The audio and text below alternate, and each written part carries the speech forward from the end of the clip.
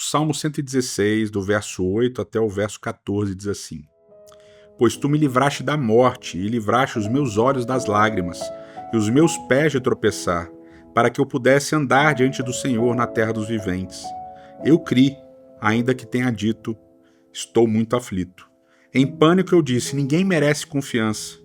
Como posso retribuir ao Senhor toda a sua bondade para comigo? Erguerei o cálice da salvação e invocarei o nome do Senhor. Cumprirei para com o Senhor todos os meus votos.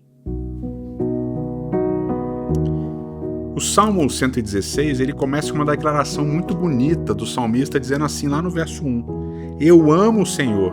E ele diz o motivo dele amar o Senhor, porque Deus ouviu a oração dele, porque Deus ouviu a súplica dele. E conforme a gente vai lendo o Salmo 116, a gente percebe que a súplica tinha a ver com a própria vida dele. O salmista diz, no trecho que a gente leu hoje, que Deus o livrou da morte, ou seja, o salmista está agradecendo a Deus porque Deus o livrou da morte. Em determinado momento ele diz, como eu posso retribuir ao Senhor toda a bondade de Deus? Ou seja, como eu posso retribuir ao Senhor o fato dele ter me livrado da morte? E aqui é muito interessante a gente entender essa dinâmica, essa tensão da morte. Porque lá no finalzinho do Salmo 115, que a gente leu ontem, fala que os mortos não louvam, os mortos não têm contato com Deus mais, eles estão na região do silêncio. Eles desapareceram. Essa é uma visão judaica muito forte dentro da Bíblia hebraica, de que a vida é uma só e a morte é o fim de todas as coisas. Então a morte aqui nesse Salmo de 116, em toda a Bíblia, ela carrega uma tensão.